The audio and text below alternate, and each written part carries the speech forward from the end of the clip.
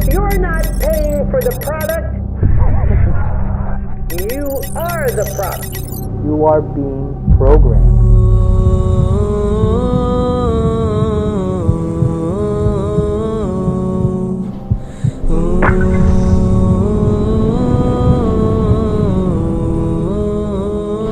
নাহমাদুহু ওয়া নুসাল্লি আলা রাসূলিহিল কারীম, আম্মা বা'দ। মানুষ তার সুনাম ও সুখ্যাতি নিয়েই বেঁচে থাকে। একজন আত্মমর্যাদা সম্পন্ন মানুষের কাছে নিজের সম্মান তার জীবনের চেয়েও বেশি প্রিয়। তাই তো ইজ্জত রক্ষার্থে মানুষ নিজের জান পর্যন্ত দিয়ে দেয়। কিন্তু অত্যন্ত দুঃখের বিষয়, আজ এমন এক সময় এসেছে আমরা নিজের ইজ্জত সম্মানের মূল্য বুঝলেও অন্যের ইজ্জত সম্মানকে দু পয়সা মূল্যও দিই না। প্রিয় ভাই ও বোন, একজন মুসলিমের ইজ্জত আল্লাহর কাছে অনেক দামি। ইসলামী শরিয়া মানুষের যে 5টি বস্তুর সুরক্ষা ও নিরাপত্তা নিশ্চিত করেছে তার মধ্যে মানুষের সম্মান অন্যতম। বিদায় হজের মহাভাষণে রাসূল সাল্লাল্লাহু আলাইহি ওয়াসাল্লামের দীপ্ত কণ্ঠে সুস্পষ্ট ভাষায় ধ্বনিত হয়েছিল, ফাইন্না দিমাআকুম ওয়া আমওয়ালাকুম ওয়া আ'রাদাকুম বাইনাকুম হারামুন কাহুরমাতি ইয়াউমিকুম হাযা ফি শাহরিকুম হাযা ফি বালাদিকুম হাযা। তোমাদের রক্ত, তোমাদের সম্পদ এবং তোমাদের ইজ্জত পরস্পরের জন্য পবিত্র, যেমনটি এই দিন তোমাদের কাছে পবিত্র। এই মাস তোমাদের কাছে পবিত্র এবং এই শহর তোমাদের কাছে পবিত্র।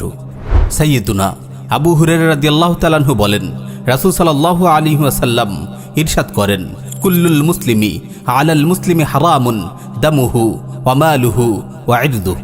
এক মুসলিমের রক্ত, সম্পদ ও ইজ্জত অপর মুসলিমের জন্য হারাম। আফসোস, বড়ই আফসোস, আজ এক মুসলিমের ইজ্জত অপর মুসলিমের খেলনার বস্তুতে পরিণত হয়েছে। আমরা নির্ভয়ে অন্যের ইজ্জত সম্মান নিয়ে টানাটানি করছি।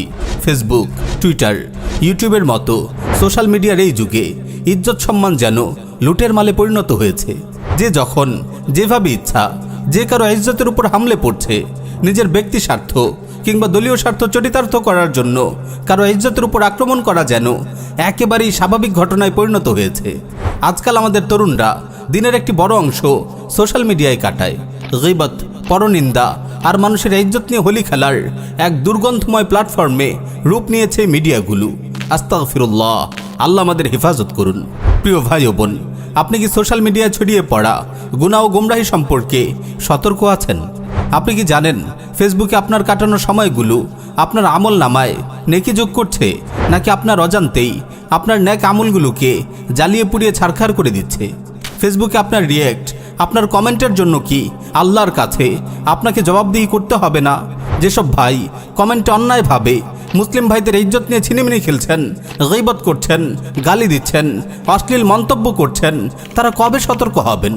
আলিমদের মাঝে বিভিন্ন মাসাইল নিয়ে ইখতিলাফ ছিল, ইখতিলাফ থাকবে। আপনি কেন মাঝখানে পড়ে নিজের ঈমান আমল বরবাদ করছেন? কোনো নামধারী আলিম গুমরাহি প্রচার করলে তার প্রতিবাদ ও খণ্ডন অবশ্যই কাম্য, তবে তা হবে আদব সহকারে, দলিলের ভাষায়। আপনার কথায়, আপনার কলমে যদি আদব না থাকে, দলিলের ভাষায় কথা বলার যোগ্যতা যদি আপনার না থাকে, তবে আল্লাহর ওয়াস্তে চুপ করে বসে থাকুন। এই কাজ আপনার নয়। নিজের উপর রহম করুন, নিজেকে জাহান্নামের আযাব থেকে বাঁচানোর চেষ্টা করুন। প্রিয় ভাই ও বোন, সাবধান, আমরা বারবার আপনাকে সতর্ক করছি। ফেসবুক যেন আপনার ঈমান আমল বরবাদের কারণ না হয়। আপনার হাত ও জবানকে নিয়ন্ত্রণ করুন। মানুষের দোষ ত্রুটির পেছনে পড়বেন না। আপনার দলকে সমর্থন করে না বলে কাউকে চোখ বন্ধ করে ইহুদি খ্রিস্টানের দালাল বলে বসবেন না। কেবল শত্রুতার বশে কাউকে বাতিল, গোমরাহ, মুনাফিক, কাফির, খারিজি ট্যাগ লাগাবেন না। আল্লাহ রাব্বুল আলামিন ইরশাদ করেন, ইয়া আইয়ুহাল্লাযীনা আমানু লা ইয়াসখার কওমুম মিন কওমিন আসা আন ইয়াকুনু খায়রাম মিনহুম ওয়ালা নিসাউম মিন নিসাইন আসা আন ইয়াকুননা খায়রাম মিনহুন্না ওয়ালা তালমিজু আনফুসাকুম ওয়ালা তানাবাজু বিল আলকাব বিসাল ইসমুল ফুসুক বা'দাল ঈমান ওয়া মান লাম ইয়াতুব ফাউলাইকা হুমুয যালিমুন।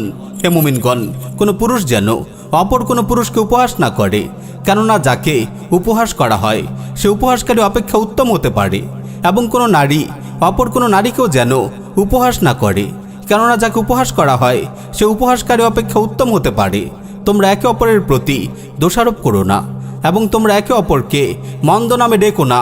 ঈমানের পর মন্দ নামে ডাকা অতি মন্দ কাজ। যারা তাওবা করে না তারাই জালিম। সুবহানাল্লাহ। কোরআন কত স্পষ্ট ভাষায় বর্তমান সোশ্যাল মিডিয়ায় ছড়িয়ে পড়া রোগ ব্যাধি সম্পর্কে আমাদের সতর্ক করেছে। প্রিয় ভাই ও বোন, সোশ্যাল মিডিয়ায় যাই শোনেন তাই প্রচার করতে শুরু করবেন না। এটি মিথ্যুকদের কাজ। কারো ব্যাপারে অপবাদ রটানো হলো আর আপনি কোনো ধরনের দলিল প্রমাণ ছাড়াই হুট করে তা বিশ্বাস করে ফেললেন, এমন মারাত্মক ভুল যেন কখনো না করেন। মানুষের স্বভাবটাই এমন, সব সময় তারা একে অপরের কুৎসা রটনা করে বেড়ায়। যার খেয়ানত কিংবা গাদ্দারি আপনি নিজে দেখেননি, তার মান মর্যাদার পেছনে পড়বেন না। সাইয়্যিদুনা আবু হুরায়রা রাদিয়াল্লাহু তাআলা আনহু বলেন, রাসূল সাল্লাল্লাহু আলাইহি ওয়াসাল্লাম ইরশাদ করেন, কাফা বিল মারই কাযিবান আন ইউহাদ্দিসা বিকুল্লি মা সামিআ। কেউ মিথ্যুক হওয়ার জন্য এতটুকুই যথেষ্ট যে সে যা শুনে তাই বলে বেড়ায়। প্রিয় ভাই ও বোন, কখনো ভাববেন না সোশ্যাল মিডিয়ায় আপনার লাইক, কমেন্ট, আপনার ট্রোল, আপনার অপবাদ, আপনার অশালীন মন্তব্যের জন্য আপনাকে পাকড়াও করা হবে না। ওয়াল্লাহি ফেসবুকে ব্যয়িত প্রতিটি সেকেন্ডের হিসাব আপনাকে দিতে হবে। রাসূল সাল্লাল্লাহু আলাইহি ওয়াসাল্লামের আরও একটি হাদিস স্মরণ করিয়ে দিয়ে শেষ করছি আজকের আলোচনা। প্রিয় নবী সাল্লাল্লাহু আলাইহি ওয়াসাল্লাম ইরশাদ করেন, মান ক্বালা ফি মুমিনিন মা লাইসা ফিহি আসকানাহুল্লাহু রাদগাতাল খাবাল হাত্তা ইয়াখরুজা মিম্মা ক্বাল।